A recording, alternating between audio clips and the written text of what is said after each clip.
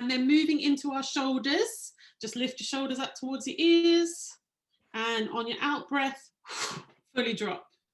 And breathing in, high, high, high, and drop. And one more time, and drop. Lovely. And then just rotate your shoulders backwards, getting rid of all that tension, especially if you're like the ARCC team, you've been on Zoom already probably for a while today. Get rid of that tension. Lovely.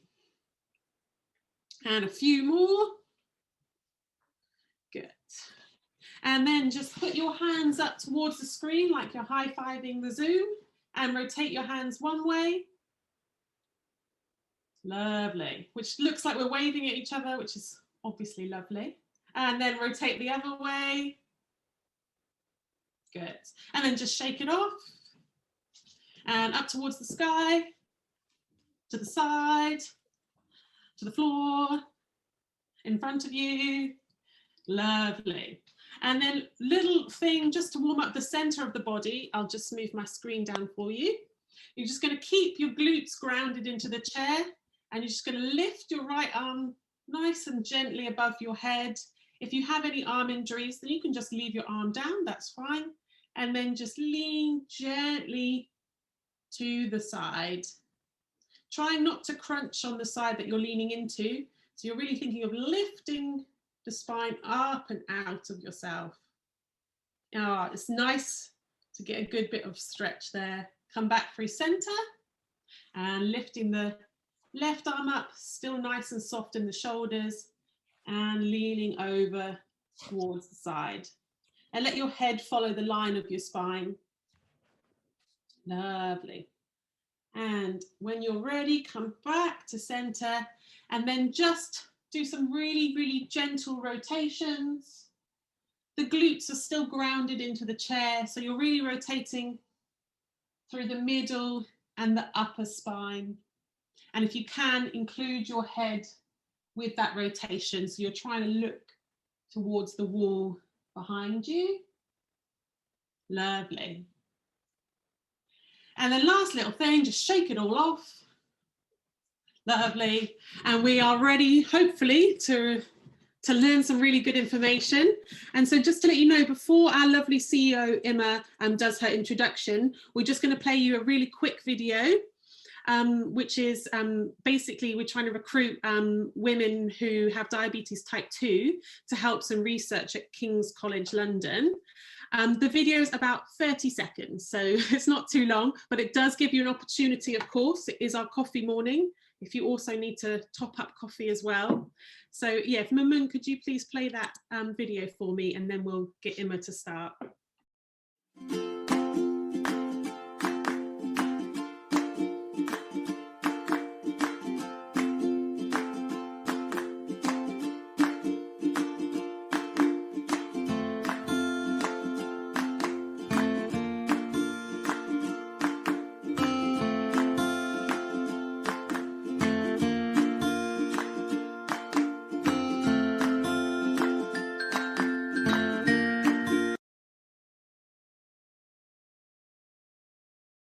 All right, go ahead then, Emma. Let's begin our virtual coffee morning. Thank you so much, Lizzie. And I hope you're all feeling warm after that little bit of exercise. And it's so lovely to see you again at our virtual coffee morning. We're getting used to doing these ones nowadays because everything's virtual. Hope everybody's feeling comfortable, and you enjoyed your Valentine's Day as much as you could, locked indoors. I'm very much hoping that the next Valentine's will definitely be out and doing a proper one in face-to-face in the big hall that we used to. So Assalamu alaikum, Sat Sri Akal, Namaste, and hello. Welcome to our health and nutrition coffee morning. Just to make you aware, I have to do a little bit of housekeeping. You'll be used to this by now, and the meeting is being recorded and will be uploaded to our YouTube and our website. So please turn off your video if you're uncomfortable with being recorded. I think Lizzie already covered that, but I just wanted to reiterate that it is being recorded. Everybody is muted. As you can appreciate, with this number of people, it's not possible for us to conduct a meeting when everybody's mics on.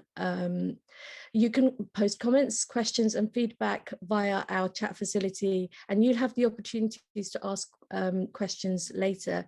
Can I just say, please don't post any links or images on the comments, because they will be, and including yourself, will be removed from the meeting. We have to put safety first. Quick reminder that we're active on social media. You can follow us at ARCC Ltd on Twitter, Facebook, Instagram and YouTube. So I will take you through the agenda now. So Mamoon, would you mind sharing the agenda, please? Great. So we've done the warm-up, and our only speaker today is Georgia Kemp, who's a dietitian at Croydon NHS Health Services. And then we'll have a chance for you to do a question and answer session between yourselves and Georgia. And then we will have our lovely Lizzie doing an expert patient program presentation, just to let you know what we are doing about supporting people to manage their own health. And then we will have our usual prize draw, which has got a lovely coffee hamper chosen by Kat, so it should be amazing. And then we'll give you some more information about what's coming next. So we've got a nice and light agenda today, because we really wanted to make sure that we covered all the health and nutrition stuff, which is ever so important at the moment, given that it does have an impact on how you fare with COVID. So there are many reasons to take care of our nutrition and diet. This is especially so true for the South Asian people. For example, South Asian people are approximately 50% more likely to die prematurely from coronary heart disease than the general population. Actually, even on a personal level, most of my family have got some sort of coronary problem. So I can truly connect with you know how prevalent it is within our community. It's not completely understood why, but certain risk factors are common amongst South Asians. These vary between communities, but include low rates of physical activity, a diet high in fat and low in fruit and vegetables. Other risk factors include diabetes, which is 6 times more likely or more common in South Asians than in the general population, as well as high blood pressure and high cholesterol. A healthy diet and lifestyle are important in preventing managing these risk factors. You don't have to give up your traditional foods, just small changes can make big differences. Many of the South Asian, traditional South Asian foods such as dals, pulses, yogurts, and all these types of vegetables and dairy products are healthy choices, but the way the dishes are prepared is very, very important. Changing to a healthier lifestyle is about making small and gradual changes to your daily eating and then sticking to them. It is totally my pleasure to be able to introduce our panelist today. Her name is Georgia Kemp, and she's an acute adult dietitian in London Hospital with the Croydon Health Services NHS Trust. Georgia gained her nutrition and dietetics degree from King's College, London. Georgia, welcome, and thank you so much for giving us your time today. Is it possible you could speak for 15 to 20 minutes about South Asian diets? Thank you. Thank you very much, Emma, and thank you to everyone for inviting me to speak today. I'm very excited to be here, and as Emma has mentioned, diet and nutrition is very, very healthy in everyone, but especially so in South Asian populations for the reasons that Emma mentioned. So I have a few slides to share with you today, and I'll chat through them with you, and then we'll have an opportunity to go through any questions that you do have. I would just ask that you avoid asking any personal medical questions on the event today, just because it's being recorded and because I won't be able to advise you on extremely personal matters. But if we're able to start my slideshow now, we can begin.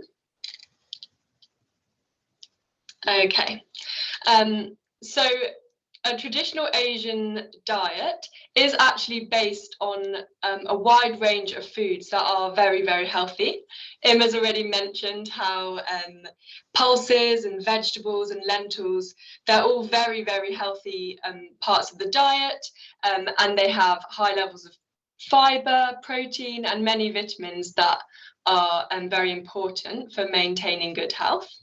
But as she also mentioned, the cooking methods used to prepare traditional foods can take away from the health of that diet.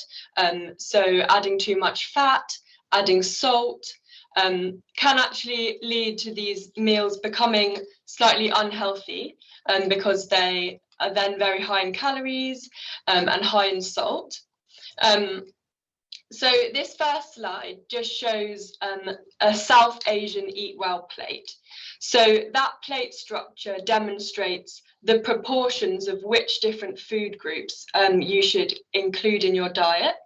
And if we start at the top left, fruits and vegetables, which is absolutely arguably the most important part of the diet to try and promote. So it's really important to try and include fruits and vegetables in each meal. Maybe fruits would be more suitable for breakfast, but trying to build them into your lunch or your evening meal, and also they make a great snack throughout the day. And then after fruit and vegetables, we can think about the carbohydrates. So that's the yellow section on the plate. And carbohydrates make up a really important part of our diet. They provide us with the energy we need to fuel our bodies, to move, to use our brain. And a lot of people feel maybe they should restrict their carbohydrate intake, but I'd like to reiterate today that carbohydrates are a very important part of the diet, and they should also be included at every mealtime. It's best to choose whole grain or high fiber options when you can, and especially that's the case if you have a diagnosis of type 2 diabetes. Next, we will talk about the dairy and milk part of the diet. So some people choose to not have any milk or dairy if you're vegan, but these foods are very important for providing calcium, vitamin D, various nutrients that keep our bones and teeth and muscles strong.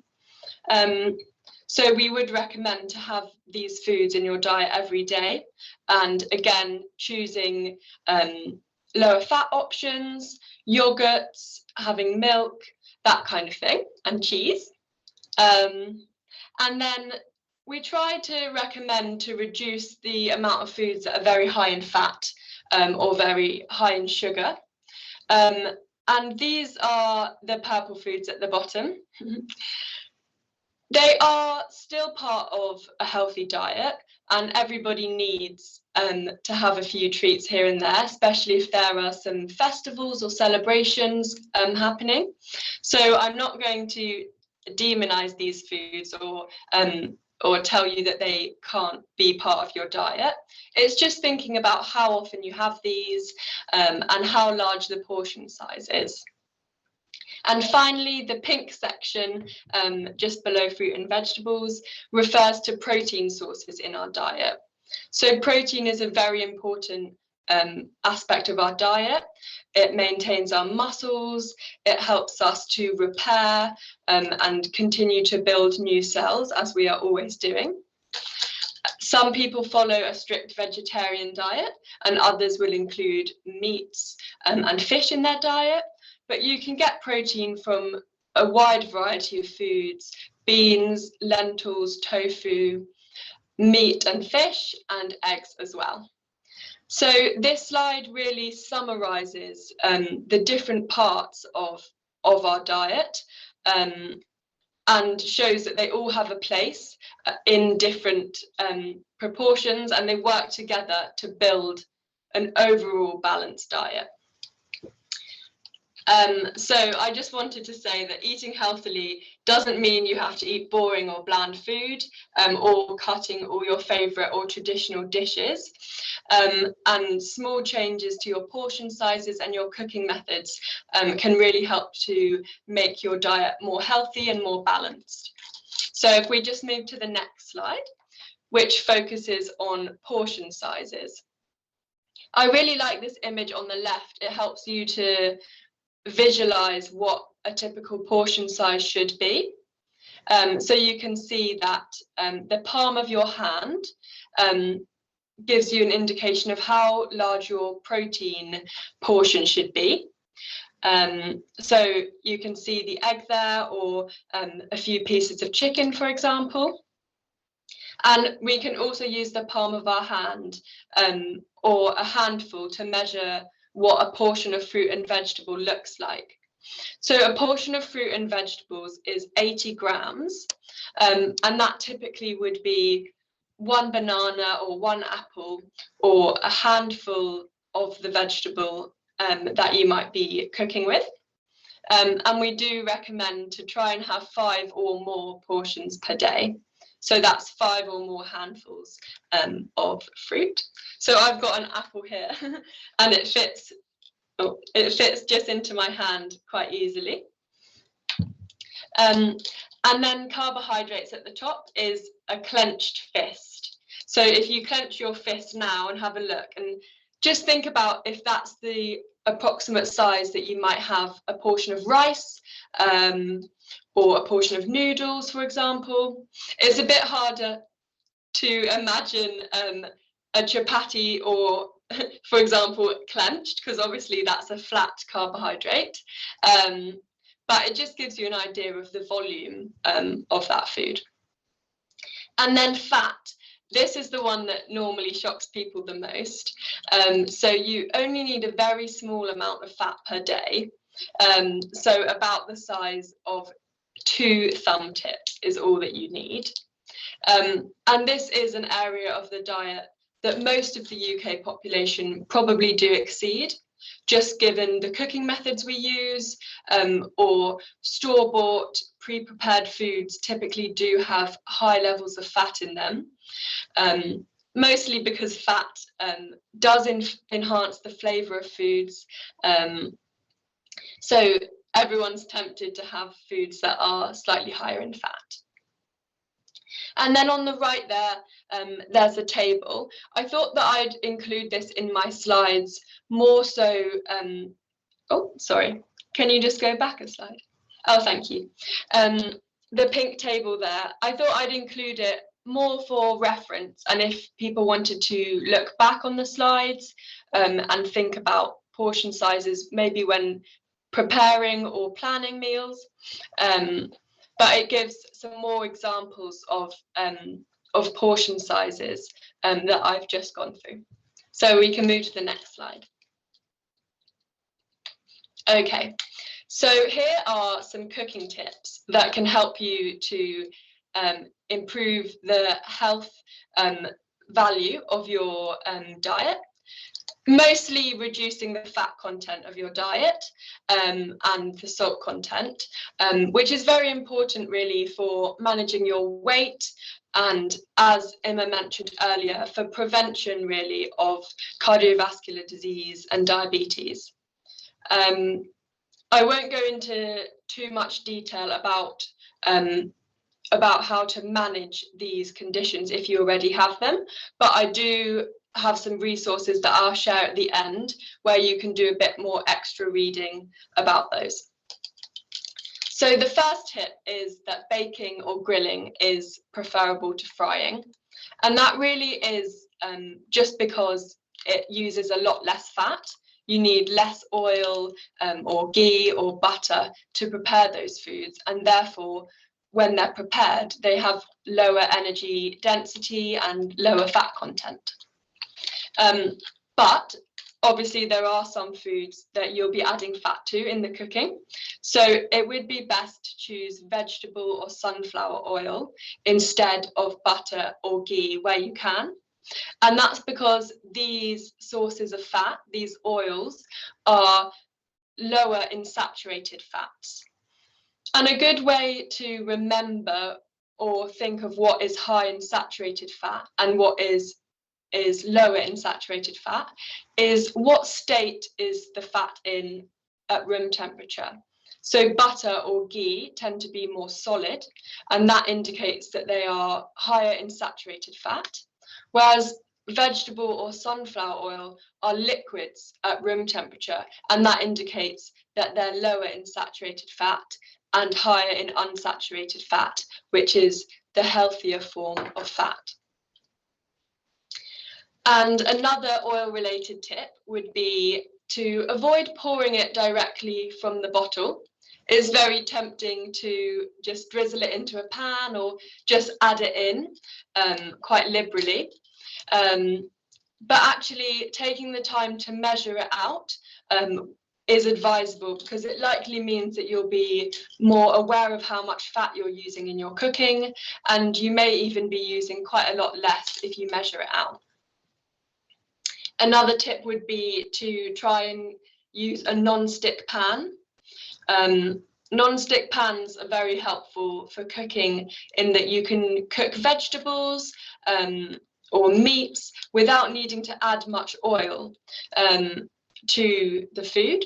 So that's definitely a top tip if you can, but also using other techniques like baking or boiling or steaming. These are techniques that don't really need much oil to facilitate the cooking. So I'd recommend thinking about trying to use those methods. So now thinking about reducing salt. Obviously salt adds some flavour and it makes things a lot more tasty. I will admit that myself. But you can try to use more herbs and spices instead of salt to flavour your meals. And I know that the South Asian diet already has a lot of amazing herbs and spices and garlic and ginger in it. So if you really focus on the spices that you're adding, or even adding some lemon juice, that can take away from the need to add salt while you're cooking. And some people prefer to not add any salt while cooking and then add a very small amount at the table, or add a very small amount while cooking and then not have salt on the table. And that's a good way to gradually reduce your salt intake. Another tip, going back to fat, sorry, that's a bad order, is to just skim the excess oil off the top of curries or sauces. So when you're bubbling your curry to reduce it, maybe you might see that the oil floats on the top of the sauce, and you can see that kind of shimmery oily layer.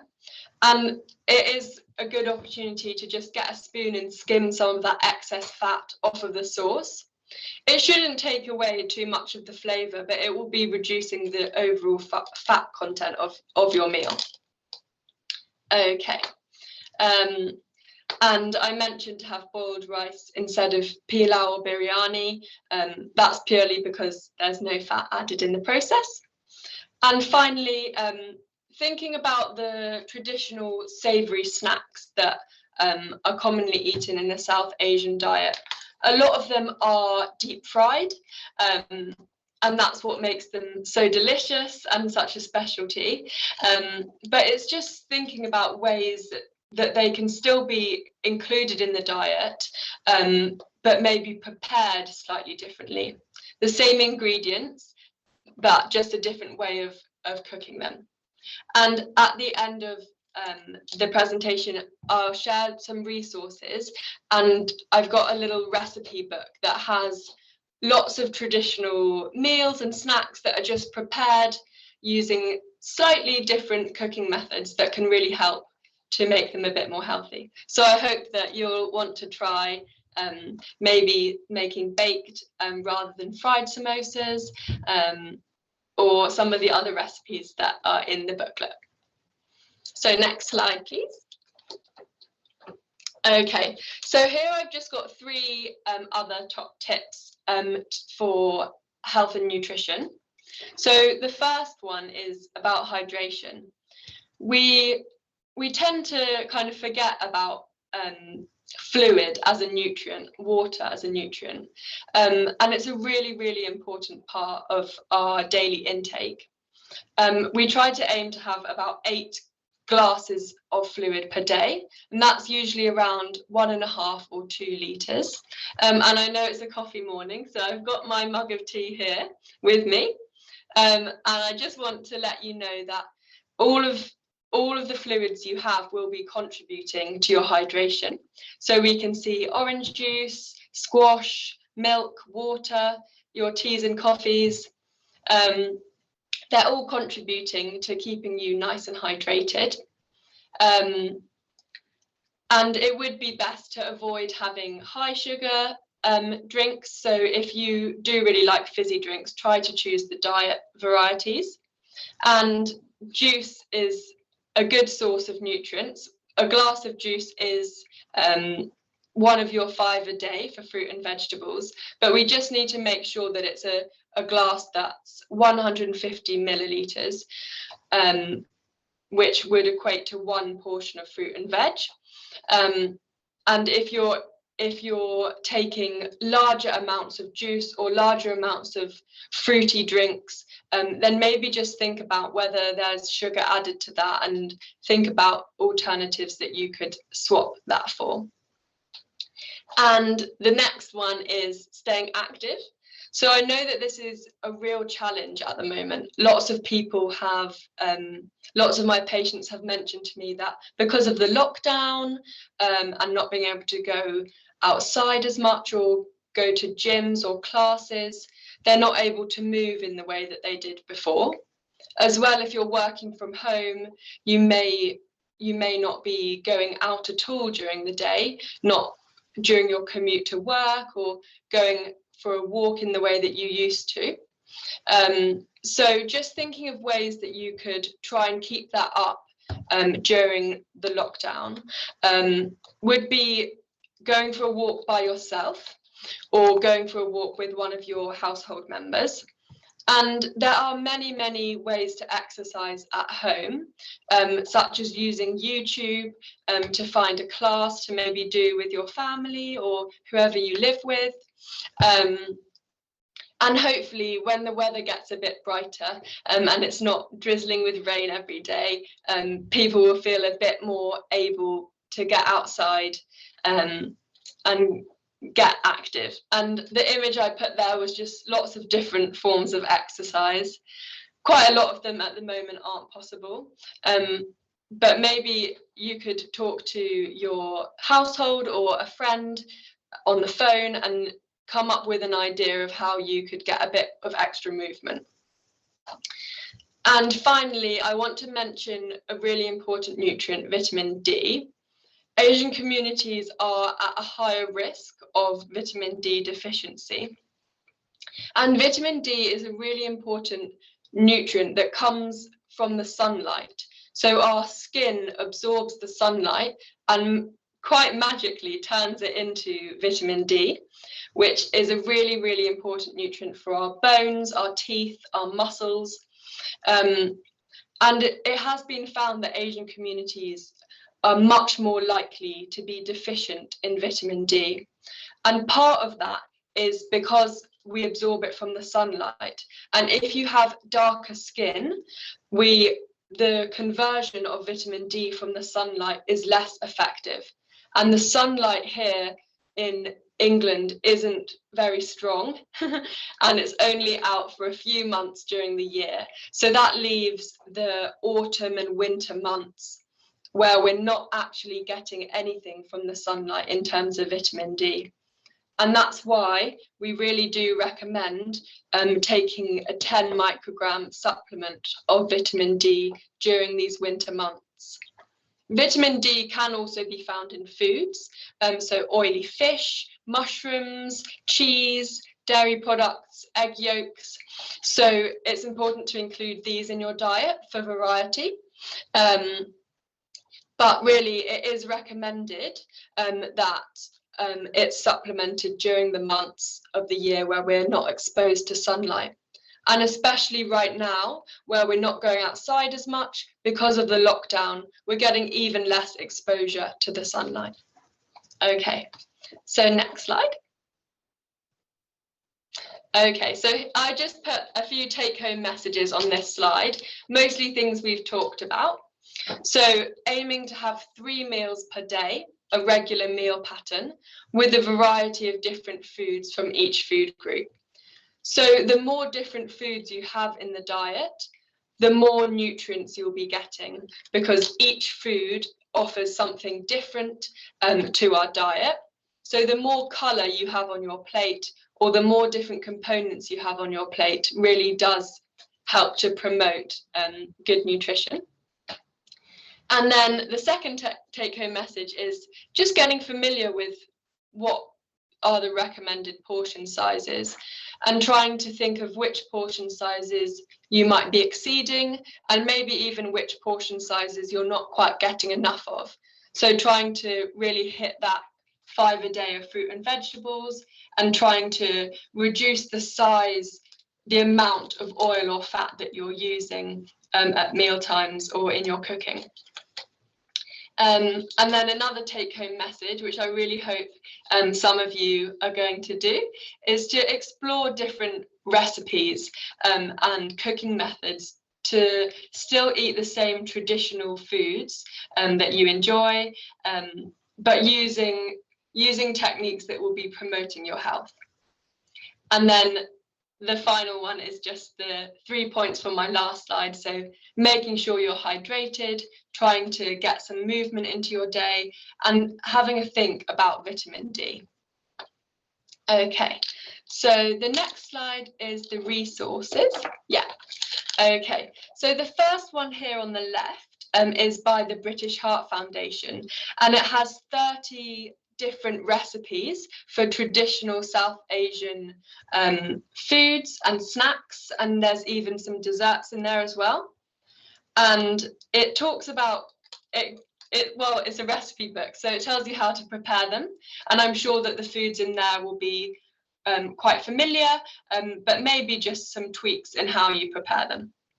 The second one is from Diabetes UK, and that goes into more detail about diabetes within the South Asian population, and it has some frequently asked questions about diet, and it has more of a focus on carbohydrates, which is something that is kind of the centre of diabetes management. So I've put that there, so that if anybody on here does have diabetes and wants more specific information, that would be a really great place to start. And the third resource, World Foods, that's the only resource on here that's not free to access. So it's actually a book that has a lot of different foods in it, and it talks about portion size and the nutrient content of foods. And I use it quite a lot with my patients. I'm just going to show you a page that has I hope you can see it. You might be able to see. It has different foods, and then, sorry, I'm just trying to hold it there. So it has portion sizes and the effect on your blood glucose, how much carbohydrate and fat. So this is a resource that's in much more detail, and it might be something that you feel would help you understand the contents of your foods and your meals in a bit more kind of number crunching or mathsy, but that's only really a second step after the resources that I've shown that are free. And the final one on the right there is cooking tips made by another dietetic service in Leicestershire Hospital. And they've put together a really great little booklet that talks about many traditional foods and again, how best to prepare them. It's not so much recipes like the first one, but it tells you it gives tips for many of the traditional foods. So I really hope that you'll have a look at some of these resources, and the links there are down below, so you should be able to access those for free after the session. And I really hope that they kind of reiterate the information I've given today, and they can help you make some tweaks to promote a healthy diet. So those are my slides. Thank you very much for listening, and I will be open to questions now, so we can have a bit of a chat about anything that I haven't covered or any questions you have.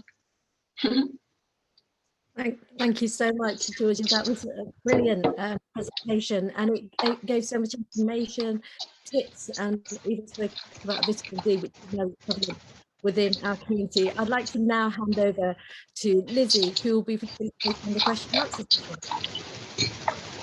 Thank you, Georgia. That was brilliant. Like, I gotta say, I was a little bit shocked with how little fat we're supposed to eat. Just the thumb, that was a shocker, but you know, really good to know.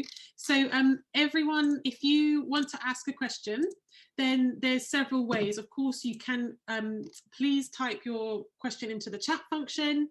You can also that, you know, at the bottom of your Zoom screen, you can, there's like a little thing that's called reactions, and you can click on something that says raise hand, so I can see that. And you can, if your video's on, literally wave me as well. But obviously if your video's not on, I can't see you. But the first question that came up, Georgia, was just, I think we've got some background noise, sorry, Georgia. The first question was literally, will these slides be available? Like, are you able to email them to myself? And well, basically, am I allowed to share them? Oh, you're on mute. Of course, everyone can have access to the slides, so feel free to circulate them. And of course, if this will be on YouTube, then people will be able to pause it and have a look at the slides, or hear the talk again. So yes, you can have them. And the resources at the end also are accessible to you. Brilliant, thank you. Linda, I see you've got your hand up. If you're unmuted, do you want to ask your question? Yes, I think I'm unmuted. Can you hear me? Yep, can hear you perfectly. Good. I was a little bit confused about the measurements of fat that were allowed. It's 2 thumb tips, I understand that, but when I'm cooking, that's not very helpful. You did mention using a tablespoon to measure it out. So how many spoonfuls, tablespoon or teaspoonfuls of fat would the 2 thumb tips be equivalent to? Absolutely, that's a great question. And thank you for asking me to clarify about that. It depends how many people you're cooking for, and also what the other components of your meal are. Typically, we would say no more than 1 tablespoon of oil if you're preparing a dish maybe for 2 people, and that's for the preparation of that meal. That meal will probably have other sources of fat in it, so maybe coconut milk or maybe some cheese. So it really is just a guide to know kind of what a portion of fat looks like, and typically we will be eating more than 2 thumb sizes of fat in a day, and that's why I've kind of given some tips for how we might be able to reduce it in our cooking methods. I hope that gives some clarity. So if you're cooking for maybe 4 people, then using 2 tablespoons of sunflower oil or any vegetable oil would be advisable. Yes, that's really helpful. Thank you, Georgia. Yeah. Okay. Thank you, Georgia. I know that Jay, were you putting just a thumbs up, or were you wanting to ask a question? No, I wanted to ask a question and make some comments. Georgia, thanks a lot. That was very, very informative. just some side comments to make. I think you should give this information to various GPs, because I'll explain my experience in terms of having been diagnosed with diabetic and blood pressure some while ago, and then prescribed on medicine, which I don't like to be on medicine anyway, but I'm still taking it. But the main thing is I just got a piece of paper from the GP saying how I should control my diabetic and how I should control my blood pressure. I think this information was far much more useful to me than what I got in a piece of paper. So I think you should try and distribute it to GPs. I don't know whether you have contacts with various GPs in Croydon or not, but that's something else for you to worry about. The second one is the question that was asked about how much oil we should use. I would give a practical example. I think a lot of women, and I hope most of the Asian women, are traditionally very clever at cooking in terms of just adding, as you say, tip the bottle of oil because they're preparing a vegetable dish, for example. And my suggestion is, whatever you have traditionally been used to, try and cut it by half and see what happens. Okay. Best way to reduce it is just next time you're cooking it, just use half of it to what you traditionally would normally put and see if it works. Because I personally found out that it actually makes no difference to cooking. It's less oily, that's what it is.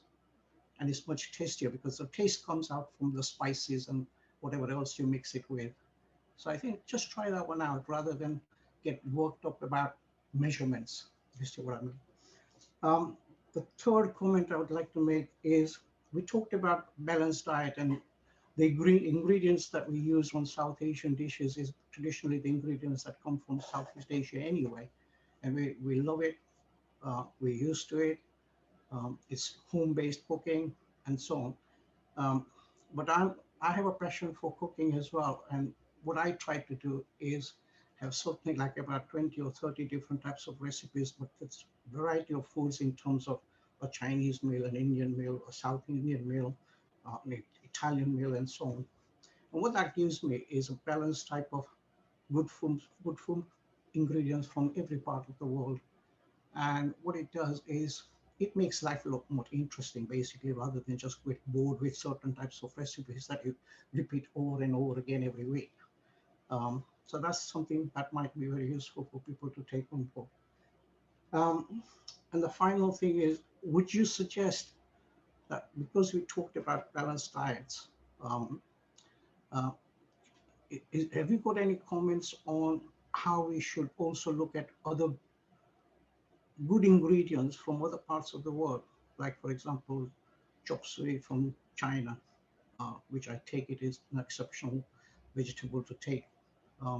So is there any recommendation that you would make to sort of try and blend that type of ingredients with Asian cooking and bring some more flavor out in it?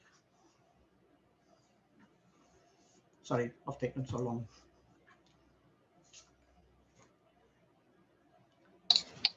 Thank you, Jay. That was some great feedback and some great questions. I definitely agree about the GPs. A lot of patients find that just being given a tablet to take isn't very empowering, and they don't feel that they're doing things for their own health. And that's why we try to work together as a team where possible. I'm not saying that those medications aren't needed and aren't effective, but there are things that we can do for our own health, and some of the things I mentioned today. But also, if you have a specific concern or need specific advice about a medical condition, you can ask your GP to refer you to the dietitians. We do a weight management group. We do give advice about high cholesterol. So there are various ways that you can get more one-to-one support via your GP. But I think they should give out information and encourage patients to really do what they can in terms of lifestyle and diet. So I will talk to my team and see if maybe we can organise something with the local GPs. I just wrote down what you said so I didn't forget. Yes, so halving the fat content you usually use in cooking is a great thing to action. I think you probably might not notice a massive taste in the flavour, especially if you're using all those great spices and herbs and garlic and ginger and all those things that really add the flavour and bring out the true traditional food. So maybe some people on the Zoom today will halve their fat of their favourite recipe and see how it goes. The next thing was, yes, including different foods from all over the world. So not just the traditional South Asian foods. I definitely recommend eating all foods from the different continents. So I usually do eat Mediterranean food, different Asian foods. I try to mix it up as much as I can. And that goes back to what I said earlier, really. The more different foods that you have in the diet, the wider the variety of nutrients that you have. And you can use vegetables that don't traditionally go in that recipe. So if you're making a curry that you usually would just have potatoes and cauliflower, maybe, you could try and add some green vegetables, some spinach or some green beans or some okra into that. And see how it goes. See if you actually like a wider variety of vegetables that weren't quite in the recipe. So all the recipes I've shared, feel free to add extra bits and pieces that you find most enjoyable. Well, I wouldn't recommend that there's any specific vegetables that from different parts of the world that are better than others. They're all very good fruits and vegetables, so I promote using all of them, but we try not to label any foods as a superfood, really. The most important thing is having a good variety and trying to make sure that your portion sizes are appropriate. I hope that's answered your questions, Jay. He's given me a thumbs up. Great, thank you. Thank you, Georgia.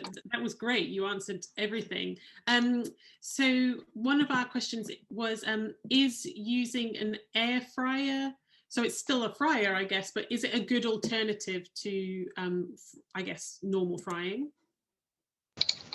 Yeah, absolutely. So that's quite an advanced cooking method that I don't actually tend to discuss that too often with patients. But using an air fryer, essentially, it's a technique that fries and still gets a crispy result without having to submerge that food in hot oil. So if you have an air fryer or you're able to get an air fryer, then definitely that's a good thing to try. And you might get more creative if you have a new kitchen implement, but it's not the only way. So you could use the other techniques we mentioned, like baking or grilling, or using a non-stick pan to fry without oil. So yeah, it's up to you guys what works for you, what you have available, and how confident you are with preparing meals. Brilliant, thank you. So I've got sort of two questions. Vitamin D. So the first one, obviously you were talking about how it's really important to have that supplement, but does it matter like what brand or what type, like, you know, whether it's like a liquid tablet or if it's a hard form tablet, or should we be pouring it into our food from a liquid, you know, does it matter? And then the second question is, do we need other vitamins in order to be able to absorb the vitamin D into our own systems? Yeah, so two questions. That's great. So with a vitamin D supplement, the most important things to think about is the dose of it. So it's recommended to have a 10 microgram dose. And that's a supplement that's available it's quite easily accessible. You could just get it from your local pharmacy, for example, and it may come in a liquid capsule form. You can also get vitamin D sprays that you just spray under your tongue to be absorbed. And there's also vitamin D within multivitamins that you can get that contain many other vitamins. So it depends. If you already take a multivitamin, maybe you can check if it contains 10 micrograms of vitamin D. Or if you don't take anything and you're going to consider getting a vitamin D supplement, I would say that you don't need to buy into super expensive vitamin D supplements that claim to be better absorbed. If they're stocked in your local pharmacy or Boots or Superdrug, they will be effective for you. So just choosing the form that works best for you. Some people don't like the spray, some people don't like swallowing tablets, so whatever is best for you. And then in terms of needing other vitamins to absorb vitamin D, vitamin D works kind of hand in hand with calcium. They work together as a little team to get our bones and teeth and muscles nice and strong. So I would recommend that you try to include foods that are a source of calcium in your diet. But there aren't any specific vitamins that you wouldn't be getting from a normal balanced diet that would get in the way of you absorbing that vitamin D. So it's absolutely fine to take just the vitamin D supplement if that's what you prefer. One thing I'd say about calcium, if you follow a vegan diet and you are using milk alternatives rather than dairy milk, just check that the milk you're using is actually fortified with calcium, because organic milk, dairy-free milks or milk alternatives don't contain any vitamins, so they're not fortified. And because of that, they're not really comparable to having a glass of milk in terms of the nutrients that they deliver. So if you're someone who doesn't drink dairy milk, just check whether the milk you use has got calcium added to it and whether it's fortified to make sure you're getting that nutrient. Cool. Thank you, Georgia. So I see that, Sue, you've got your hand up. So I'm just going to unmute you and go ahead and ask Georgia. Thank you. It's just following on from the vitamin D subject.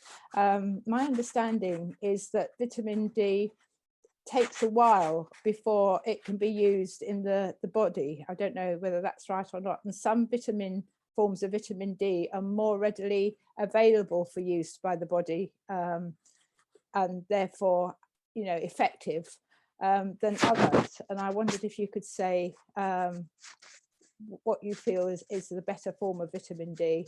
And also on the calcium front, what foods, you covered this a little bit, but what foods are particularly good if you don't have dairy for calcium? Yeah, absolutely. That's a great question, Sue. So typically, if you are taking supplements, it can take a while for that nutrient to build up to the amount that your body needs, and it can take a while to build your stores back up for that nutrient. So in terms of vitamin D, if we're thinking about the general population having a supplement, you would start to be building it in your system quite quickly after taking a daily tablet. If you actually have a vitamin D deficiency, then it's treated differently by the pharmacist or the medical team. So they would prepare a different form of vitamin D that's absorbed and held in a different way in your body. And it's normally at a much higher dose than what I had flagged that has been recommended to take 10 micrograms. But the ones that are available over in Boots or in the pharmacy usually do contain a variety of the different molecular forms of vitamin D, and they have been prepared in a way that allows them to be absorbed best into our system. So it's absolutely fine to trust the ones that are in the pharmacy or available in those shops as forms that would be absorbed very well into your body. So I hope that clears that one up a little bit for you. And the other question was other foods that contain vitamin D. So foods like broccoli or tofu, a lot of green vegetables do contain vitamin D. If you're not eating dairy but you do eat eggs, then eggs are a great source of vitamin D as well. And I do have a resource that shows the actual portion sizes of foods and then how much vitamin D they contain, so I can share that as well. And if you're not having dairy but you take fish, then fish is a great source of vitamin D, especially oily fish. And in particular, actually, sardines or the tiny tinned fish that have bones in are a great source of calcium. Sorry, I just said all of those and then said vitamin D, but what I meant was those foods as sources of calcium. I think I mixed those questions a bit too much. So for calcium, we can go for tofu, broccoli, green vegetables, fish, eggs, and small bony fish. Sorry, Sue. I hope I answered those questions okay. No, that was brilliant. I think we all got that there was one question than the other, so not a problem at all, Georgia. So I'm just going to go over to Richard, who has a question for you, Georgia. Yes, please do have a sip of tea or coffee, Georgia. Bless you, you've been doing loads. So go ahead, Richard. Hi, morning, Georgia. Thanks for all your responses so far. My question is around the method of cooking. So not air frying, not the types of food, but I grew up with a bit of a thing that could be an urban myth. Or I know it's just kind of an ongoing debate around a connection between using aluminium pans for cooking and certain types of dementia like Alzheimer's. And I've never really had a conversation with a professional who might have a response to that kind of gives me some clarity. So I wondered what you would say to that. Is it an urban myth or is it something that's been debated? Okay, Richard, thank you very much for your question. That is actually something that I've never heard, aluminium linking to dementia or Alzheimer's. I can't say that I can answer that from an evidence or science-based background purely because it's never really been mentioned to me. It's definitely not something that we covered during our training or I've ever been asked by anyone else before. So based on that, I would say it's likely an urban myth, but potentially I can do a bit of research and get back to you about that, see if I can find any research into that. Thank you. I know one of the things I read that in brain cells of people suffering from Alzheimer's, they do find a higher level of some of the metals that are present in aluminium. But to make that connection between cooking with aluminium, pans and things, I don't know if anybody's definitively done that. So yeah, I'll do a bit more research as well, but thanks for your response. Yeah, that sounds like a good plan. I guess the thing to look at would be whether those pans are actually leaching the aluminium into the food that you're eating, and then whether that food is then absorbed by the body, and then through the blood-brain barrier into the brain. So I think it's definitely a complex mechanism and would need a bit more research. I definitely can't give you a definitive answer on that one, I'm afraid. Okay. Sorry, one last thing. It's a side conversation to this, but I wonder is that's why aluminium was removed from some spray deodorants, because there was a worry there that there might have been a connection, but that's a separate conversation. But thanks again. Yeah. To be Thank you, continued. Richard. Cool, thanks, Richard. Yeah, so and I appreciate Georgia, you being honest about what you know, and for possibly looking into it further for us. So Debra, I know that you sent me a message saying you have a question, so please go ahead. Hi, Georgia. Brilliant presentation. I just want to ask, we South Asian use different kind of vegetable oil, like someone will use mustard oil, someone will use coconut oil, depending on which area they live. Especially, I come from India. I know South Indians use coconut oil. Those who come from East India use mustard oil as cooking base. Some use corn oil, some use palm oil, some use rapeseed oil. So I have a question, which one is not good and which one is good? Or are they all not good or are same? Thank you, Debra. That's a good question. So of course, everybody has different oils that they use.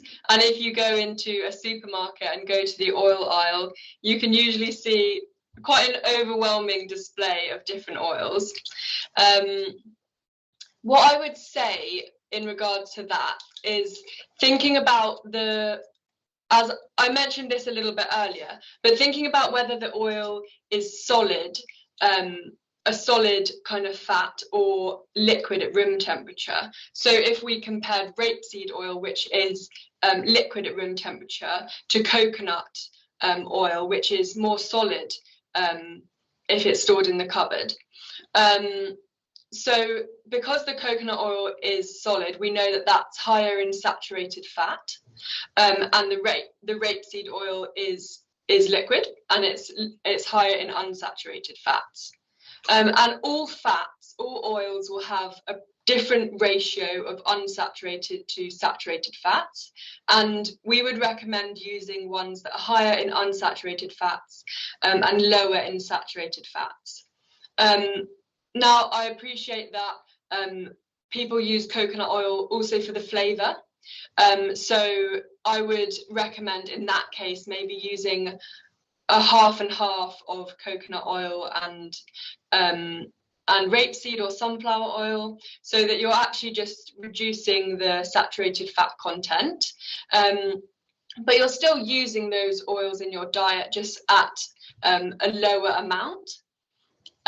So I wouldn't demonize any oils or fats, butter, ghee, coconut oil. They're all things that can be included, but it's thinking about the portion size, how often you use it, and whether there is an alternative way to use slightly less in our diets. Thank you, Georgia. So we've just got 2 more questions that are coming from the chat. So if someone, and I'm including myself in this because I am vegan, where can you get omega-3, 6 and 9? Obviously, most people know you get it from oily fish. Where can you get it if you do not consume anything from an animal? So that's a very good question. It is very difficult to get the omegas if you follow a vegan diet, because the omegas are typically in oily fish, eggs, and also in dairy products. I'm not a specialist in vegan diets, but I do know that it's often recommended to those following a vegan diet to take those as supplements. I can't think of a food that has a high amount of omega that's not from an animal source. And if there are a lot of vegans or strict vegetarians that are close to vegan on this call, then I'm very, very happy to provide some more vegan resources for you. I don't feel confident recommending that everyone who's a vegan takes omega-3, 6 and 9, but I'm happy to provide more resources for vegans to make sure you're getting a variety of the nutrients and making sure you are getting enough of those vitamins and minerals. Thank you. I know for myself, yeah, I do and primarily flaxseed supplement. And then so our last question is not so much on food, but basically how much caffeine is too much? Okay. Well, in terms of caffeine, there's a lot of debate about what its benefits are and what maybe its less favourable impacts are. People react very, very differently to caffeine. I'm sure we all know people who can't drink a cup of coffee because they'll get a migraine or they'll feel unwell because of it, and other people who are guzzling coffee all day long. So there isn't a cut-off really, it's more personal, but I would tend to recommend to have no more than maybe 3 strong cups of coffee a day. Caffeine is also contained in tea to a lower amount, and it's also in fizzy drinks. Diet Coke, for example, or Coke has caffeine in it. And I mean, it does depend on a personal basis, Emma. I guess the way to measure whether you're having too much caffeine is maybe if it's impacting you in a certain way, if you're not able to sleep at night, perhaps you're having runny or loose stools after drinking too much caffeine, or potentially you're getting quite a bad headache if you don't have a coffee, or feeling quite horrible until you have a coffee, and that would probably be a sign to think about how often you have coffee or caffeinated drinks. And there's always decaffeinated options if you feel that that's the case. And I would recommend, if you don't like to have caffeine, then still having decaf or caffeine-free alternatives to make sure you're getting the right hydration during the day. Brilliant, thank you. I mean, you said 3 strong coffees. I was thinking that's quite a lot. So I'm not too worried about my caffeine intake now. So that's good. So I'm just going to unmute Bharati. I've just asked you to unmute, and then go ahead and please do ask your question to Georgia. Thank you, Georgia, and thank you for ARCC to organize this event. It's really helpful. Talking about omega 3, 6, and 9, because I'm vegetarian, I don't eat meat, fish, or eggs, and I'm Hindu. So I take flaxseed, which has omega 3, 6, and 9. Is that recommended? Yes. So after I answered that question, Lizzie did mention about flaxseed, and it did spark my memory a bit more. So taking a flax supplement is a great way to get omega-3, 6, and 9. I will be honest and say that I don't actually know the dose that is recommended off the top of my head. I don't often deal with vegan diet, so that's something that I will look up after to make sure that I'm keeping my knowledge up to date. But definitely flaxseed does contain omega oils, so that's something that can be providing you with that in your diet, given that there are certain foods that you don't take. Thank you. And then our last one that Emma's just posted. Emma, do you want to ask your question? Yeah, sure, no problem. Georgia, sorry, this is a bit of a strange one, but recently I read in a newspaper article that we could start seeing insects in our diets, and it could be introduced in specialist shops. And we know that in some Asian countries like China and Thailand, others, that the consumption of insects is not uncommon. Is that something that has nutritional value at all? Yeah, so this is quite a reasonably new thing that's been discussed.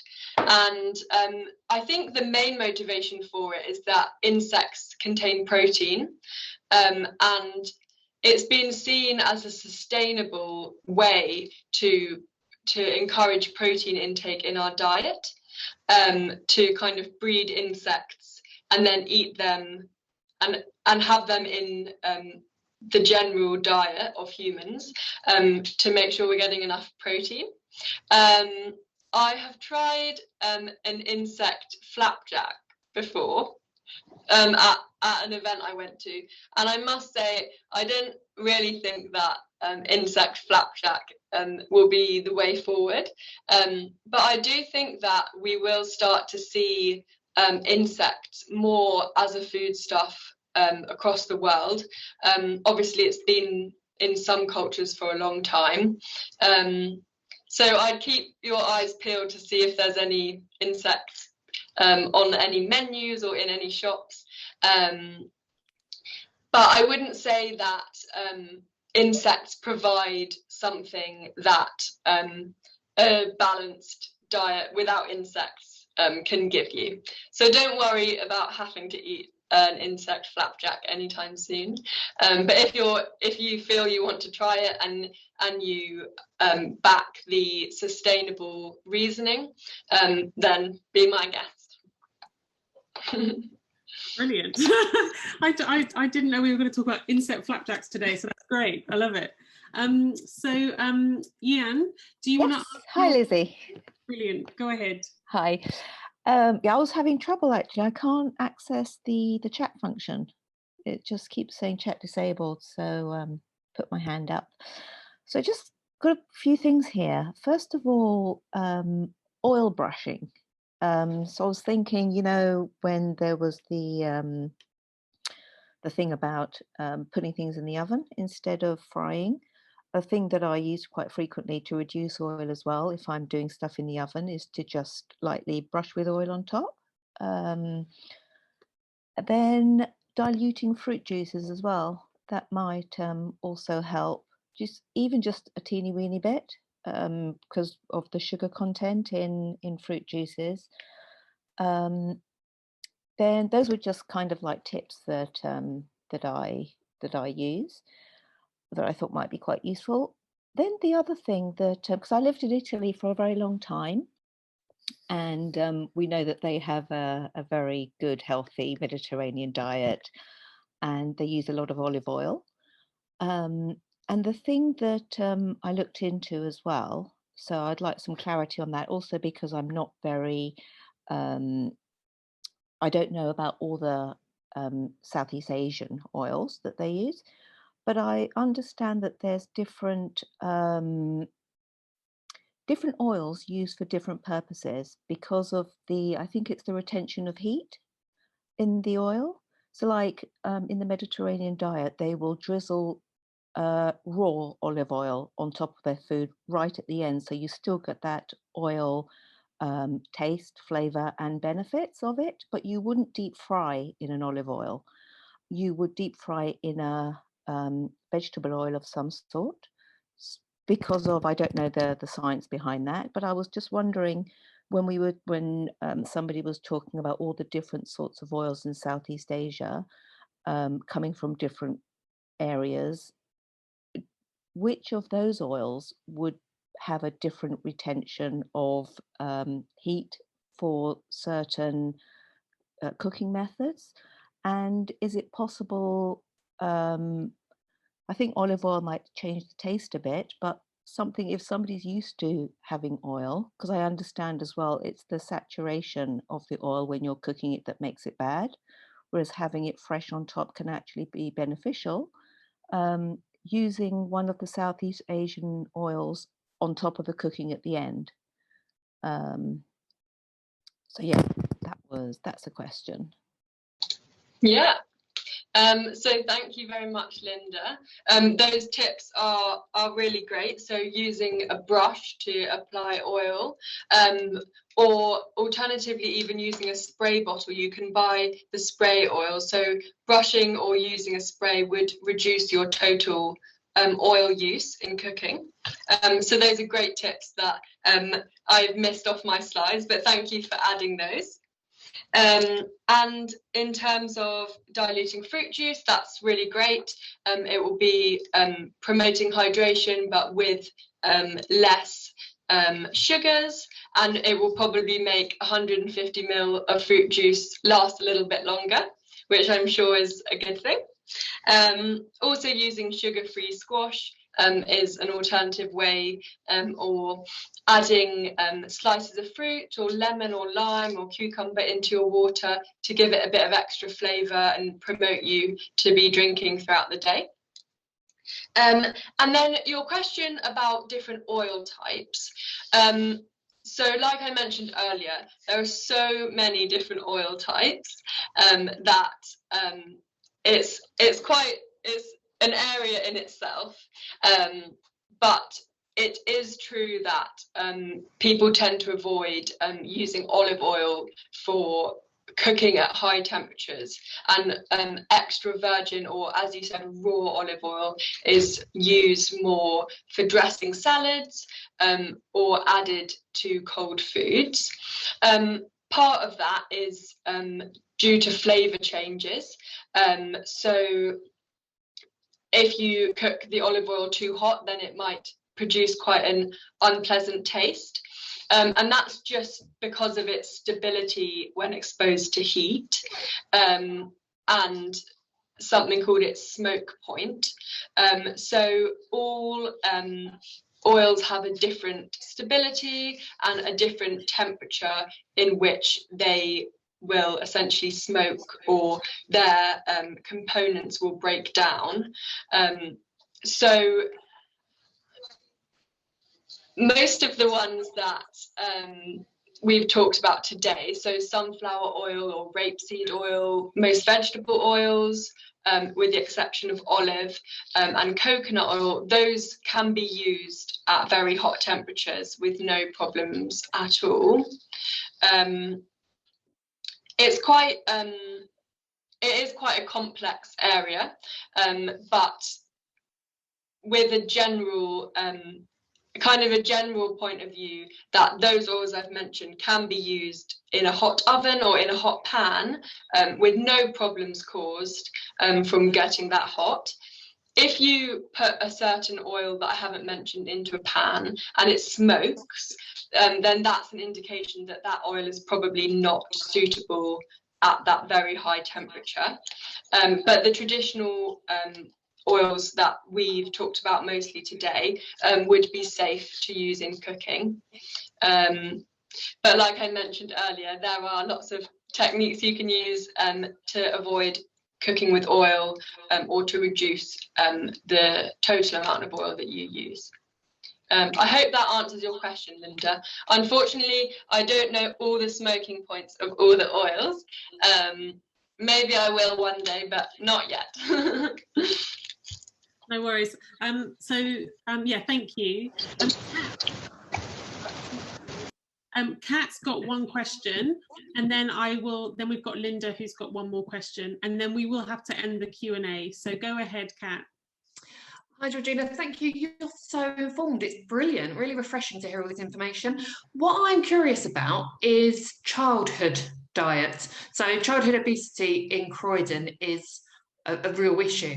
And I'm just curious, I've heard lots of conflicting information where you don't put them on diets, whether they have a smaller size plate, but the calorie count for an active child should. So just a little bit of information on what you advise for maintaining a healthy diet for a child. Yeah, thank you very much, Kat, for that question. So childhood obesity is definitely something that's a major problem, well, across the UK, but also in Croydon. we have some paediatric dietitians here who actually are dietitians who specialise in under 18s and childhood nutrition. So I might need to chat to them to see what things are in place for them. It typically would be trying to promote a healthy, balanced diet and trying to promote physical activity to manage weight. But weight and obesity is much, much more complex than just the foods that are eaten and how much exercise a child does. So we can promote those things, and we can put in place programs that help kids to learn about food and move more, and understand which foods might not be beneficial for their health. But it is an approach that needs to be taken in a way that doesn't damage the children in other ways, by making them feel fully responsible for their weight. Because we do know that kind of what is called fat shaming, or blaming individuals for their weight, actually has a very negative impact on their overall health, and it completely reduces any attempts really to promote healthy behaviours or promote healthy gradual weight loss.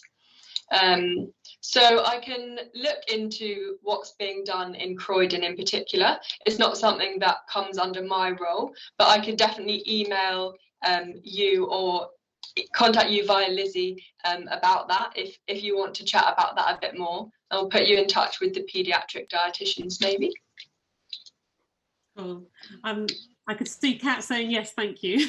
So unfortunately, we don't have any more time for questions. So just for everyone's awareness, I have put my email into the chat. Please feel free to email me any questions, and I can of course forward those to Georgia, and she can let me know, or forward me the answers through a link, or forward me the answers through her own text. So please, if you've got any additional questions, add them to the chat and record down my email. So as in the agenda, we're going to move into our expert patient program presentation, which is about 3 minutes long.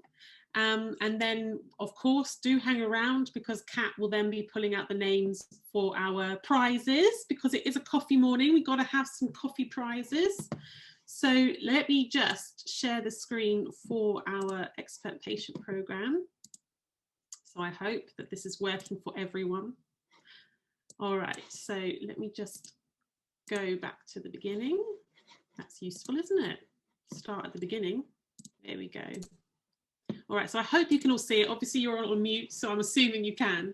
So the Expert Patients Programme is for anyone in Croydon that has a long-term health condition.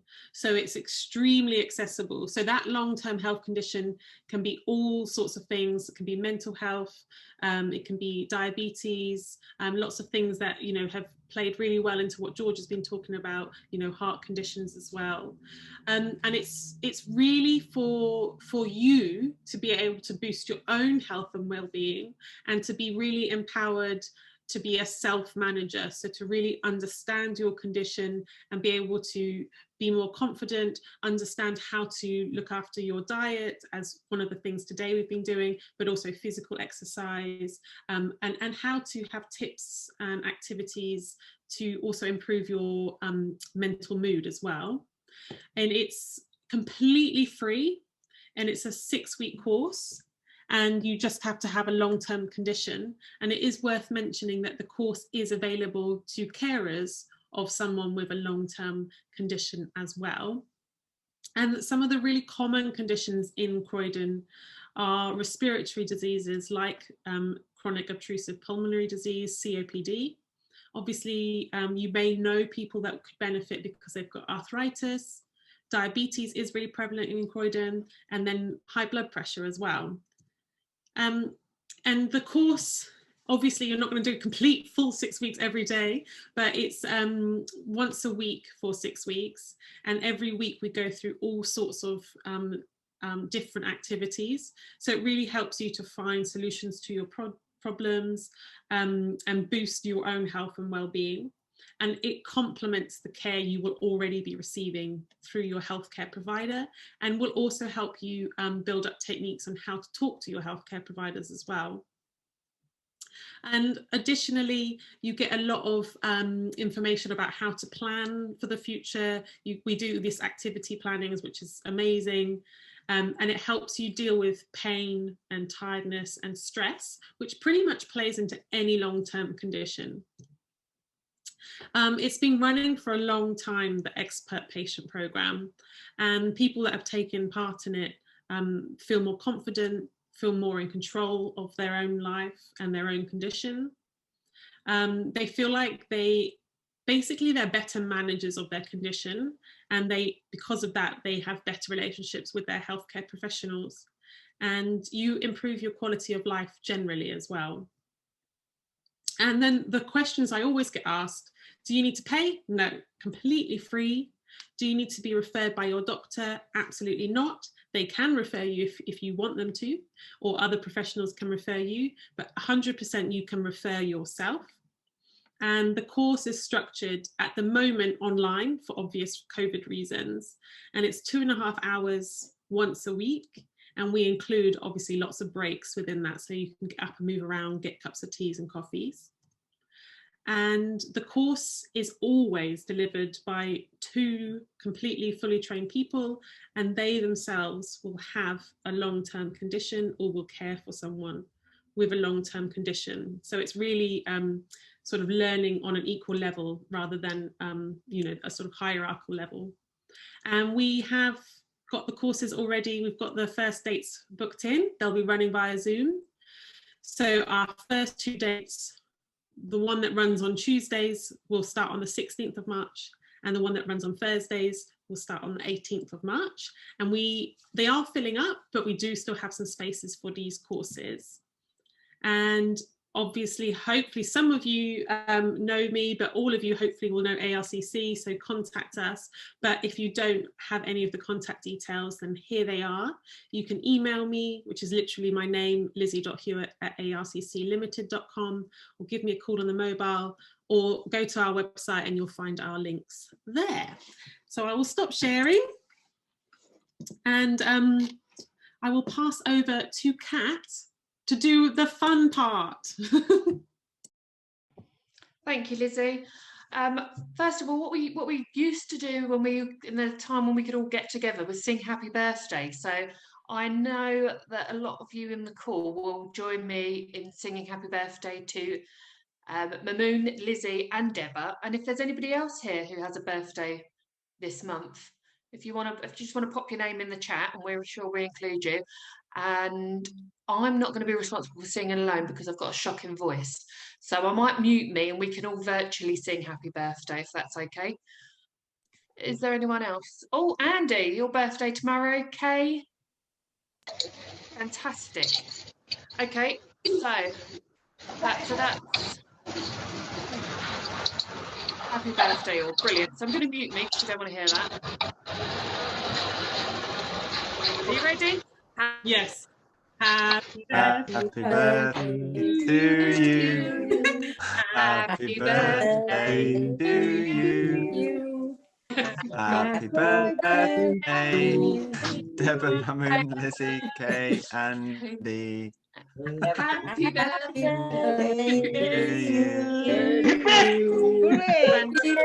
Hooray! I'm sure we were all equally as grand as each other in that. So what I'm going to do is I'm going to post my telephone number in the chat. If I pull your name, please can you send me a message, text or WhatsApp or a phone call with your address, and I will send out your coffee hamper as soon as possible. So here is my telephone number. Oh, it is coming up. Actually, can someone else type it in? Fabulous. So first name is, drum roll, Ursha P. Can you see? There we go. We're done. Shapir, if you're on the call, please send me a message. Number 2 is Shalin. Is that Shalinka or Shalini? If you're on the call, send me your number. And last but not least, Lynette. Oh, well done, Lynette. I hope they're all on the call so they can get their prizes. Me too. I had a couple of thank yous this week, and they said it was very nice to have a coffee and a chocolate at home thinking of us. So that was quite nice. So yeah, send me a message and I'll get that posted out to you. Brilliant. Thank you, Kat. And I'm just going to pass over to Deborah, who will let us know what our upcoming events are. And then we'll rock and roll. Hi, everyone. Before we go, I just want to announce the next events for ARCC. Our next virtual coffee morning, Wednesday, the 3rd of March, 11 to 12:30. The theme is to support to stop smoking. The next one will be COVID-19 Hindi or Urdu session, Wednesday, the 24th February, 6:30 to 8 p.m. And the following event is our International Women's Day on Monday, the 8th March, 12 p.m. to 1:30. I'm going to announce it in Hindi as well. हमारा अगले virtual coffee morning के विषय है support to stop smoking, धूम्रपान रोकने के लिए समर्थन। इस विषय में हम लोग चर्चा करेंगे। हमारे साथ होंगे मैंडी किनी और जेम्स मूर। वेडनेसडे बुधवार 3rd मार्च 11 to 12:30। कोविड-19 हम लोग मनाएंगे हिंदी या Urdu session 24th February 6:30 to 8 p.m. और हम लोग इंटरनेशनल वीमेंस डे मनाएंगे मंडे 8 मार्च 12 to 1:30 p.m. इस चर्चा में विशेष अतिथि रहेंगे Pinki Liliyani and Dina Stafford and I wish everyone will join us. Thank you, and I wish you all a very pleasant morning. Thank you. Brilliant. Thank you. And I think we can just say a massive thank you to Georgia. Like, you know, you've answered all the questions by yourself, so I'm sure everyone's giving you they're making noise but you can't hear it. But thank you so much, Georgia. It was fantastic. You answered all of our questions. Okay, I thought Lizzie was concluding. All right, so everyone, thank you very much for coming to our coffee morning. Thank you, Lizzie, for arranging it. As usual, thank you, Georgia, for being our guest speaker today, and thank you all for asking lots of interesting questions. Till next time, we'll see you later.